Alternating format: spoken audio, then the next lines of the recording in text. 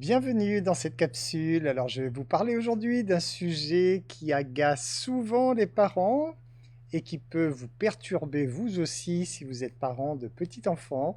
C'est lorsque vos enfants vont à la découverte du monde. À la fin de cette vidéo, vous saurez comment empêcher vos enfants de toucher à tout. Alors, quoi de plus naturel pour un enfant de toucher à tout? Il arrive dans un monde qu'il doit découvrir afin de s'épanouir. Donc on va dire que c'est le passage obligé. Il ne peut pas s'épanouir s'il ne découvre pas le monde autour de lui. Et donc de toucher, c'est une façon effectivement de découvrir son environnement. Comme il découvre, il est souvent maladroit et ça exaspère les parents. Quelquefois, il peut casser des objets, mais il peut aussi mettre sa vie en danger en fait. Lorsqu'il cherche par exemple à insérer un objet dans une prise de courant, il est en train d'expérimenter, ou alors qu'il est en train d'avaler quelque chose pour connaître le goût que ça a, sauf que c'est quelque chose qui n'est pas comestible. À ce moment-là, toutes ces choses, ça peut faire que c'est sa sécurité qui est en jeu, parce qu'il pourrait s'étouffer en avalant cette chose, ou alors s'électrocuter avec une prise de courant.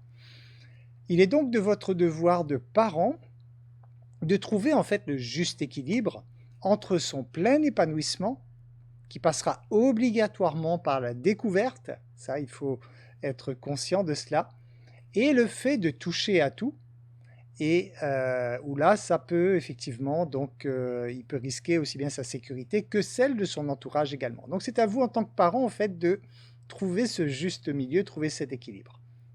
À partir de 2 ans, votre enfant peut commencer en fait à comprendre ce qui est autorisé et ce qui n'est pas autorisé, à condition bien sûr que vous lui donniez le bon apprentissage.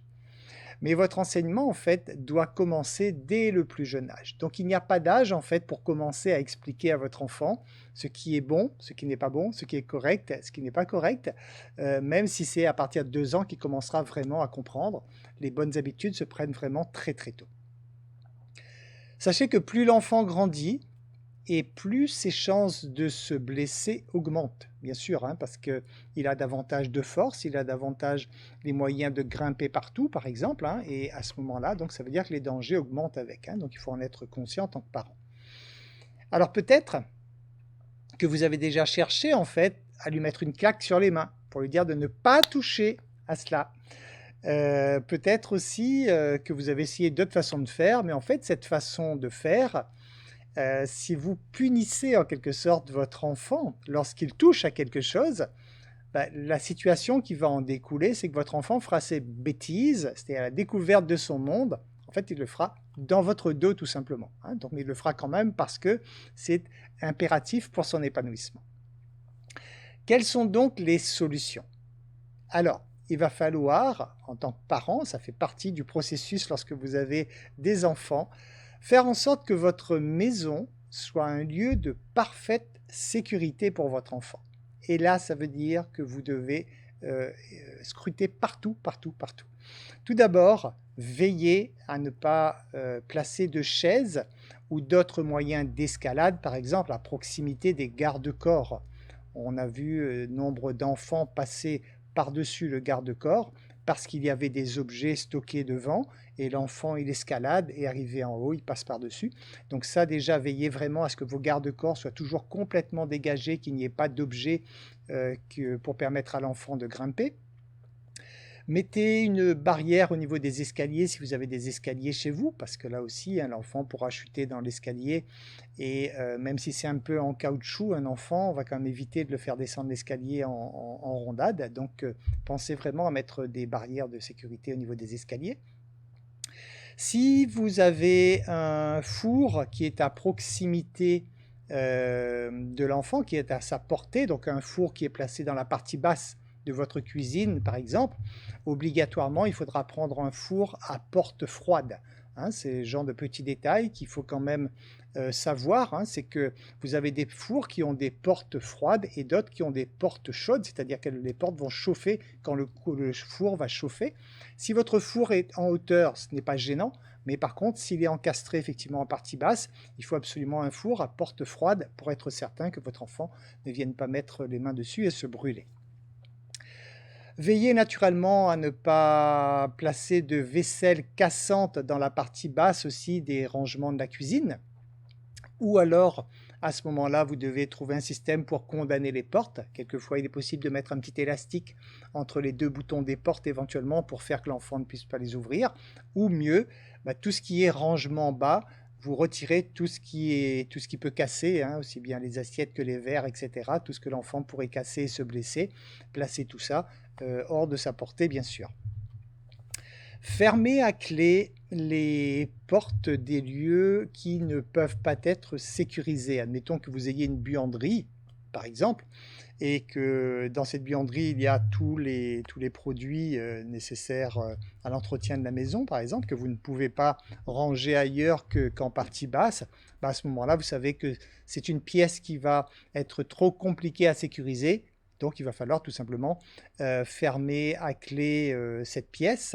La salle de bain aussi. Il est recommandé de fermer la porte de la salle de bain à clé pour éviter que votre enfant puisse aller expérimenter des choses et il pourrait y avoir donc des conséquences graves entre ouvrir par exemple le robinet et tout simplement basculer dans la baignoire ou autre chose. Hein. Donc tout ce qui est pièce à risque potentiel, il est préférable donc de fermer la porte à clé.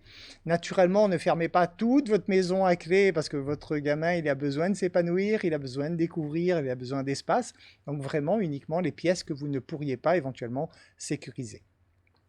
Évidemment, pas de produits dangereux qui pourraient être ingérés à leur portée. Tout ce qui est produit dangereux, il va falloir les déplacer pour être certain que votre enfant n'aille pas goûter, hein, parce qu'il est à la découverte et naturellement, s'il trouve quelque chose qui lui semble passionnant, il va goûter et ça pourrait être donc dramatique. Donc tous les produits dangereux, bien sûr, hein, automatiquement, vous devez les placer en hauteur ou fermés donc dans une pièce séparée. Vous-même, alors petite astuce, parce que vous avez des bébés, enfants en bas âge, je vous recommande un jour, en fait, de vous promener dans votre maison sur les mains et à genoux, exactement comme si, comme le fait votre enfant. Hein, donc vous promenez pour vous-même prendre conscience, en fait, des dangers potentiels. Hein, c'est toujours mieux de se mettre à la place de l'autre pour mieux comprendre l'autre. C'est pareil pour votre bébé. Mettez-vous à sa place, marchez vraiment sur les genoux et sur les mains dans toute votre maison et là, vous cherchez à imaginer quel pourrait être un risque potentiel. Ça peut être tout simplement un pot de fleurs où vous avez mis ça sur un petit meuble avec un petit napperon qui dépasse et qui pourrait être une solution pour votre enfant, donc de tirer sur le petit napperon par exemple et de se prendre le pot de fleurs dans la tête. Hein. Donc c'est le genre de choses que vous pourrez bien prendre conscience lorsque vous-même vous allez vous mettre à sa place et que vous allez vous balader dans votre maison sous cette forme pour découvrir donc tous les dangers potentiels. Pensez à installer des cache-prises sur les prises électriques si jamais vous n'avez pas des prises de sécurité. Hein. Donc, généralement, maintenant, les prises, on ne peut pas pousser le petit clapet si on ne pousse pas les deux clapets en même temps. Hein. Donc, théoriquement, l'enfant, même s'il cherche à enfoncer quelque chose dans un des trous, c'est censé être protégé.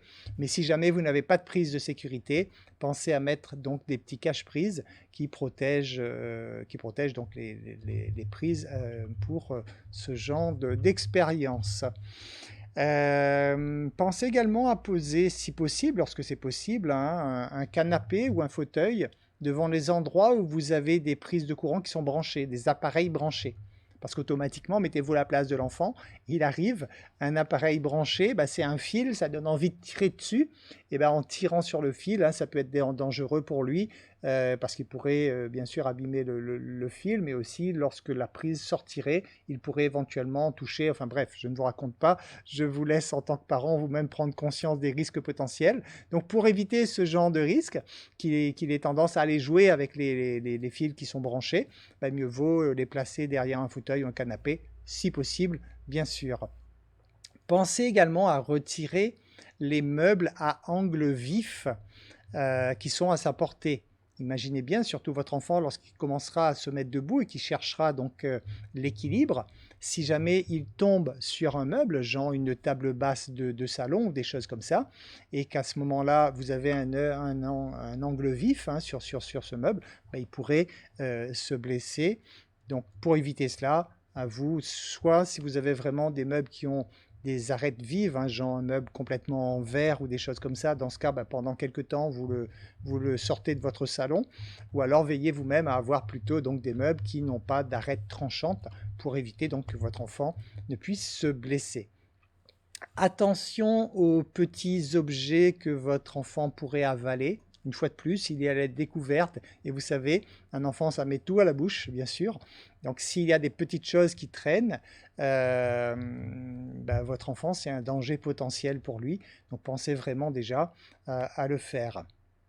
Ensuite, ne laissez pas votre enfant sans surveillance lorsqu'il est dans une situation qui pourrait être potentiellement dangereuse, comme le bain, bien sûr. Hein, ne laissez jamais votre enfant seul dans le bain, même si il est attaché avec une petite chaise à ventouse, etc. Non, non, c'est vraiment beaucoup trop risqué, donc vous devez vraiment rester avec votre enfant dans ces moments-là. Lorsque votre enfant est sur une chaise haute aussi, vous devez garder un œil dessus, rester à proximité. Tout ce qui est situation qui pourrait être potentiellement dangereuse pour votre enfant, à ce moment-là, il faut vraiment que vous soyez à proximité pour avoir un œil sur votre enfant. Lorsque vous cuisinez, bien sûr, réflexe à avoir, hein, bah, les manches des casseroles tournées vers la cuisine, hein, vers le mur, pour éviter, pareil, hein, que votre enfant voit là une occasion de s'agripper à quelque chose, hein, puisque votre enfant il n'est pas du tout conscient des risques qu'il peut y avoir derrière, bien sûr. Pensez également à ne pas laisser de ficelles à sa portée. Des ficelles, tout simplement, par exemple dans des jeux. Si vous avez des jeux avec des ficelles, évitez, retirez ces ficelles parce que toute ficelle est un risque d'étranglement pour l'enfant, donc évitez cela. Ne mettez pas non plus la tétine de l'enfant, par exemple, accrochée à une ficelle autour de son cou. C'est un risque potentiel d'étranglement, tout ce qui est ficelle et tout ce qui serait donc éventuellement autour de son cou. Voilà, tout ça c'est pour déjà sécuriser la maison. Donc rien que là, mais vous avez déjà devant vous les 9 mois de grossesse pour préparer tout cela. Donc vous avez le temps de le faire au fur et à mesure. Mais pensez vraiment à vous mettre à la place de l'enfant parce que la moindre petite chose qui semble tout à fait anodine pour un adulte, c'est une source de découverte pour l'enfant et ça peut être potentiellement très dangereux pour l'enfant. Il y a énormément d'accidents domestiques qui touchent donc les enfants et il est important donc de veiller à les protéger. Ensuite, une fois que vous avez protégé la maison, maintenant il va falloir jouer au niveau de l'éducation, au niveau de votre enfant. Donc vous allez le plus tôt possible déterminer avec votre enfant ce qui lui est permis de toucher et ce qui n'est pas permis. Là où il a le droit d'aller, là où il n'a pas le droit d'aller, etc. Donc vous devez commencer à instaurer ça le plus tôt possible pour qu'il prenne conscience lui-même déjà des règles de la maison. Ensuite, retirez bien sûr les objets fragiles et coûteux à sa portée. Hein. Si vous avez un beau vase d'antiquité qui vaut une fortune, vous imaginez bien que si vous laissez à la portée de votre enfant, il se fera un plaisir de le mettre en miettes. Hein. Donc à vous pendant quelques temps, de retirer ça de son environnement, bien sûr. Avant 3 ans, l'enfant n'a pas la capacité en fait de faire la différence entre quelque chose de banal et quelque chose de valeur. Vous, en tant qu'adulte, vous le savez, hein, c'est un objet de valeur, mais l'enfant, lui, s'en fiche royalement. Hein, il n'a pas cette possibilité de percevoir cette différence. Il faut donc établir également des règles sur les zones qui sont interdites. Par exemple, tu peux aller dans le bureau de papa ou de maman à condition que tu es en notre compagnie. Là, c'est une façon de placer des règles. Et dites-vous bien que tout ce que vous allez interdire à votre enfant, il va chercher à le faire, bien sûr, parce que c'est le principe de l'humain de vouloir faire ce qui est interdit. Donc le but de votre éducation, ça va être de chercher à ne pas interdire, mais de laisser la liberté sous condition. Hein, tu as le droit de faire ça sous telle condition. Pensez également à installer un tableau à sa hauteur parce qu'un enfant, ça aime beaucoup dessiner, écrire, gribouiller, bien sûr. Alors, soit un tableau qui serait dans sa chambre, par exemple, ou dans la salle à manger, qu'importe, mais à sa hauteur pour qu'à tout moment, il puisse gribouiller dessus. Ou alors aussi, vous pourriez, lorsque l'enfant a un certain âge, de tout simplement réserver un pan de mur de sa chambre éventuellement, où vous pouvez peindre avec une peinture spéciale, où ça devient un tableau, et votre enfant sait à ce moment-là qu'il peut écrire sur le tableau qui est situé là, éventuellement. Donc naturellement, vous le mettez avec une couleur différente, pour qu'il comprenne bien que là, il est autorisé à écrire, mais pas sur les murs de la maison. Parce que si vous ne faites pas, si vous ne lui donnez pas un endroit où il peut faire ses gribouillis, où il peut dessiner et tout cela, bah, il aura envie de le faire. Et qu'est-ce qu'il va trouver comme tableau? Bah, les murs de la maison, bien sûr. Hein, donc c'est à vous, avant d'en arriver là, de préparer vraiment un endroit, parce que c'est quelque chose que vos enfants vont beaucoup apprécier, bien sûr, à partir du moment où ils commencent à marcher, et donc ils ont 3-4 ans, mais ils vont beaucoup apprécier de pouvoir dessiner. Ils s'épanouissent beaucoup à travers l'art, à travers le dessin, à travers tout cela. Et il est bon qu'ils puissent le faire sans avoir à se faire engueuler parce qu'ils ont écrit sur les murs de la maison, par exemple. Faites savoir également à votre enfant que vous n'appréciez pas le fait qu'il ait transgressé les règles. Hein, par exemple, lorsqu'il est parti dans le bureau de papa ou maman, alors qu'il n'a pas été accompagné, bah, vous devez lui faire une remontrance. Hein, vous devez lui faire prendre conscience que vous n'êtes pas content de ce qu'il a pu faire. Et à ce moment-là, comme d'habitude, vous devez en fait relever son comportement et non pas critiquer votre enfant lui-même. Hein. Dissociez toujours les deux. Vous critiquez la façon dont il s'est comporté, donc son comportement, mais vous ne l'abaissez pas pour ne pas détruire son estime de lui-même. Ça, c'est important. C'est ce qui a peut-être manqué beaucoup dans l'éducation par le passé, où on n'avait pas compris cette nuance. Et souvent, effectivement, les enfants étaient complètement démolis intérieurement, leur amour-propre et leur estime d'eux-mêmes, parce qu'ils avaient fait une bêtise. Alors, si votre enfant répète successivement des interdits, même que vous lui avez dit de ne pas le faire, il continue à le faire, et qu'il le fait sans cesse, à ce moment-là, il faut passer par un temps mort. Le fameux temps mort, c'est stop, c'est soit la chaise, hein, tu t'assois sur la chaise, soit c'est aller au coin, mais un temps mort qui fait que ça oblige votre enfant à se poser, à se couper de ce qu'il est en train de faire.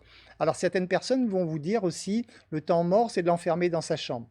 Surtout pas, hein. Je ne recommande pas du tout cela, parce que enfermer votre enfant dans sa chambre, il va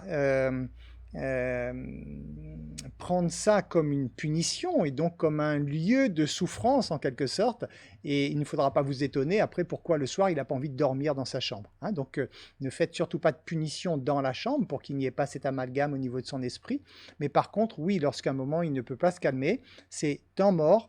Tu es assis là, tu t'assois sur la chaise, et le temps du temps mort, en fait, c'est 1 minute par année d'âge. Donc si votre enfant a 2 mois, bon, ça va être déjà difficile, mais lorsqu'il a 4 ans, par exemple, hein, bah, ça va être 4 minutes hein, arrêté donc, dans le temps mort. Pour cela, munissez-vous d'un minuteur. Pour l'éducation des enfants, le minuteur, c'est parfait, il va toujours vous servir, hein, donc pensez-y, même si vous ne vous en servez pas pour les gâteaux, mais vous allez vous en servir pour l'éducation de vos enfants. Parce qu'à ce moment-là, quand il y a un temps mort, par exemple, et qu'il doit rester 1, 2, 3, 4, 5 minutes sur sa chaise, et ben vous placez le minuteur, et tant que le minuteur ne sonne pas, il faut qu'il reste sur sa chaise. S'il s'est levé avant, vous replacez le minuteur à 0 et c'est reparti. Il faut qu'il respecte ce temps mort. En fait, cette technique du temps mort est vraiment très importante et porte vraiment ses fruits, parce que lorsque vous faites cela, l'enfant n'a pas votre attention. Juste le fait que vous le placiez sur la chaise, mais après c'est bon, vous continuez à faire ce que vous avez à faire. Et comme on le sait, l'enfant a besoin d'attention. Souvent, les enfants font des bêtises juste pour que vous puissiez vous occuper d'eux. Mais à ce moment-là, vous ne vous occupez pas d'eux, parce que c'est temps mort, tu prends ta chaise ou tu prends le coin, et donc ils ont fait ça, mais ça leur a rien rapporté de bien. Et rapidement, bah, l'enfant comprend que c'est pas agréable le temps mort, et il va tout faire pour respecter les règles qu'on lui a proposées. Lorsque votre enfant se comporte bien, bien sûr, faites-lui remarquer cela, parce que là, par contre, apportez vraiment votre attention à votre enfant lorsqu'il se comporte bien. J'apprécie que tu n'aies pas monté sur la table, j'apprécie que tu n'aies pas touché à ça qui était à ta portée, j'apprécie. Voilà, faites remarquer tout cela à votre enfant à ce moment-là. Pour avoir votre attention, il s'arrangera à faire effectivement de belles choses. Autre point important sur tout ce qui est toucher les objets, en fait, comme je vous le disais, au lieu d'interdire votre enfant de toucher les objets, autorisez votre enfant de toucher avec les yeux, par exemple. D'accord? Ce n'est pas un interdit. Tu as le droit de toucher avec les yeux. C'est différent de tu n'as pas le droit de toucher. Si vous dites tu n'as pas le droit de toucher, tout de suite vous réveillez l'ego de l'enfant, il va tout faire parce qu'il veut toucher. Par contre, si vous lui laissez sa liberté, tu as le droit de toucher, mais uniquement avec les yeux. À ce moment-là, il va apprendre effectivement à regarder, à toucher en quelque sorte avec les yeux, sans avoir à toucher physiquement l'objet. Comme toujours, ne laissez pas votre enfant avoir du pouvoir sur vous en vous mettant en colère, je le répète sans cesse. À chaque fois que votre enfant fait une bêtise et que vous vous mettez en colère, ils viennent gagner. Ils viennent gagner parce que vous venez lui donner le pouvoir de vous mettre en colère. Vous venez de donner à votre enfant du pouvoir sur vous. Et ça, votre enfant, aussi petit soit-il, il va vite l'enregistrer. Et comme il va naturellement chercher, son ego cherchera à vous dominer rapidement. Donc, pour éviter de lui donner du pouvoir, veillez donc à pouvoir rester calme. Évidemment, ne frappez pas votre enfant, on sait bien que ça faisait partie également des anciennes façons d'éduquer et on voit les catastrophes que ça a pu donner. Frapper votre enfant, c'est uniquement, déjà, c'est lui montrer que vous n'êtes pas capable de rester calme vous-même, donc vous n'êtes pas capable de vous contrôler, donc c'est que vous êtes faible déjà. Et en plus, de le frapper, ça fait que vous êtes en train d'apprendre l'agressivité à votre enfant. Donc vous êtes en train de l'apprendre à être méchant en quelque sorte. Et je ne pense pas que ce soit le but que vous ayez pour vos enfants. Voilà, j'ai fait le tour sur cette capsule. J'espère que ces conseils vous seront utiles. Et pensez-y, c'est très très important parce qu'un accident peut être vite arrivé et malheureusement c'est souvent irréversible. Donc pensez vraiment à l'importance de toutes ces choses lorsque vous avez des enfants en bas âge. Je vous remercie pour votre écoute et je vous dis à très bientôt dans une nouvelle capsule.